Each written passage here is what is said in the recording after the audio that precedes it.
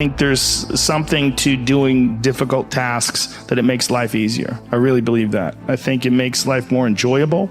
I think it makes the bright colors brighter, and it makes the dull colors, even the bad moments. If you have real positive experiences with difficult things that you choose to do on your own, I think it mitigates most of the hassle of life. It's hard to be comfortable with yourself, so it's very hard to be comfortable with other people. That's why I always stress with people, like, you've gotta accept yourself for what you've done wrong, do your best, and also find some difficult to do, because that gets away a lot of the anxiety that you carry around in your body. Difficult things make regular life less difficult. And that sounds so simplistic, but particularly physically difficult things. Because when you do things that are physically difficult, the strain of making yourself do those things, it's very valuable. It's not just valuable in terms of like health and the way you look, but it's also valuable for your mind, maybe even more so. Because regular life can be confusing, and little things that go wrong and little problems that arise are exacerbated by the fact that you're not accustomed to dealing with hardship.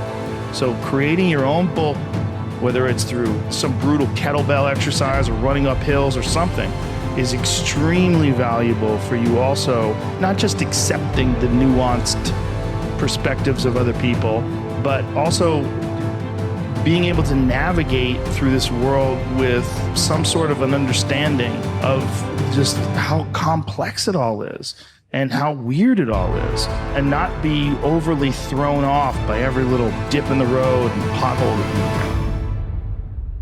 Test yourself, and when you test yourself and you have to figure your way through something or change the path because the path you were on was unsuccessful, when you're doing that, it's really good for the mind. This idea there's some sort of nobility and humility and not caring about your body, it's silly. I'm not saying you have to be a bodybuilder. Keep your body moving away. It's just a laziness thing. It's a discipline thing. It feels good to move your body. It feels good to do things, whether it's yoga, running. But I just like moving my body, man. I like running up hills. Move your body. Same. Get it going. You'll feel better afterwards. I know you don't want to do it. I hardly ever want to do it. I know what it's like to not want to do it. I just start talking to myself. I go, come on, what are you talking about? Push past that creepy resistance that Stephen Pressfield wrote about in The War of Art. It applies to cleaning your room. It applies to saying you're sorry to a friend. It applies to taking care of a debt. All those things. When you see a problem, you got to fix it. When you see a thing you have to do, go do it. Get your shit in order.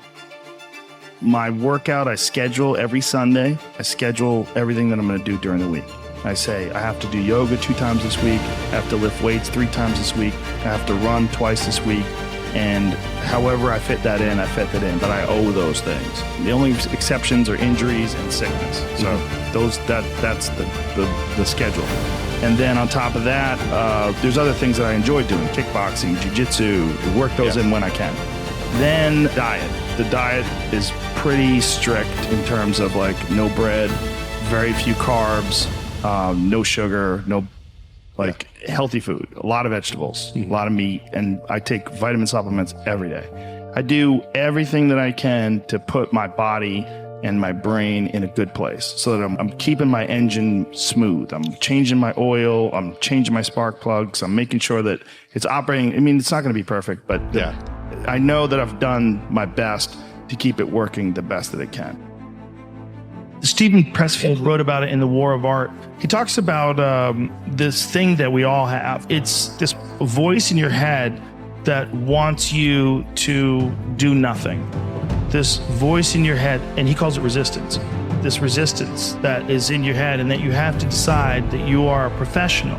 This is what a professional does. It goes to work and they give in to the muse. Okay, the concept of the muse, whether or not it's real, but the concept of the muse is you settle in and receive creativity almost like as a divine gift from this magical entity, the muse. Now, whether or not it's real is not important. What's important is if you treat it as if it's real, it does work. And what works is if you dedicate your time and your focus, like realistically, with a professional, disciplined effort to creativity, You show up every day like a professional, but you show up to be creative. If you just do it on a regular basis, ideas will come to you. Where are these ideas coming from? Well, his concept was to think of it as you're a professional and you're getting these ideas from the muse. And this is what you do. You show up and you do the work, you focus on it, and these ideas will come to you. And that's really true. If you really stop and think about it, if you write something, whether it's the most brilliant thing you've ever written or whether you're not good at editing and it turns out to be dog, where's that coming from, man? You're just sitting down in front of your laptop and these thoughts are coming to you, and all of a sudden you're talking about a kid who's riding a bike and he gets attacked by a werewolf. Like, where the is this coming from? If it's not coming from the muse, where is it coming from? Well, it's coming from my creativity. Okay.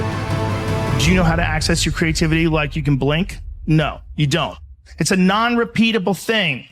Treat it like it's magic, but treat it like you're a professional and you show up to engage with the magic. So every day at the same time, you sit down in front of your keyboard and you start working.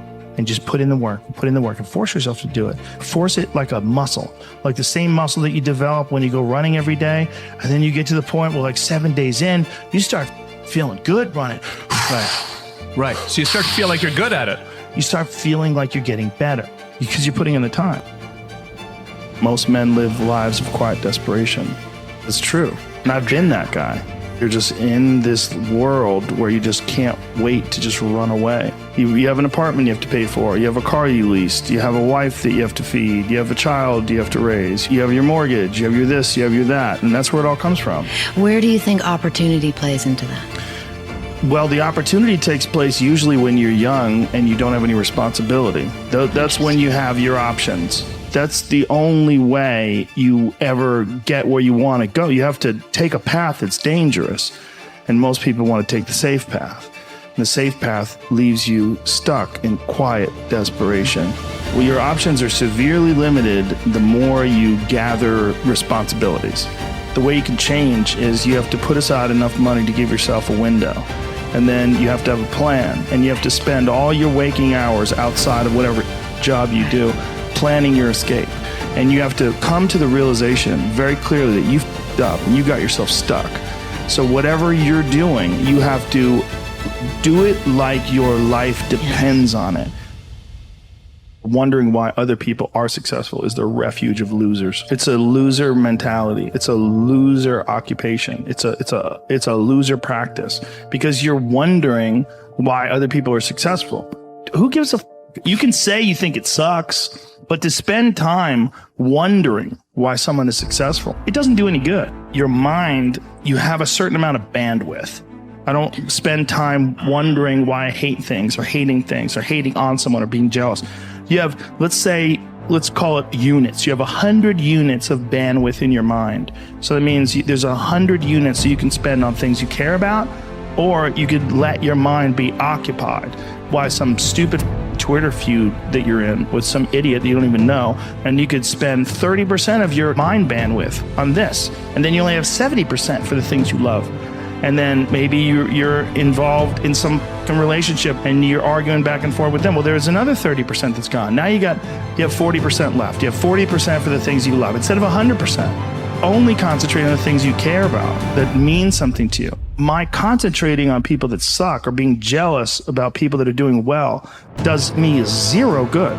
But instead, if someone does well, I can be inspired and I can get fired up by it. Through time and effort, you build a stronger human. We need each other. We have this sort of very strange, loose-fitted community of all human beings together. Sometimes you don't find someone for a long time, and then when you do, it changes your whole life. You find someone, maybe it's just a YouTube video, and it's you just pushing people and telling people to go get after it. And people see that, and all of a sudden it's like they get goosebumps, their heart starts racing. It's like you gave them a drug, like you gave them fuel. And then they want to change their life. And then they want to watch you tomorrow. And then they want to watch you when they're at lunch break. They want to watch you there taking. You literally can change a person's life through that. And like if you accomplish everything you ever wanted to accomplish, but nobody's there with you, nobody cares, nobody likes you, it's useless. Love is the most important thing. And that sounds so cliche, but without love, it's all useless. The more you can spread positive energy, the more people will love you.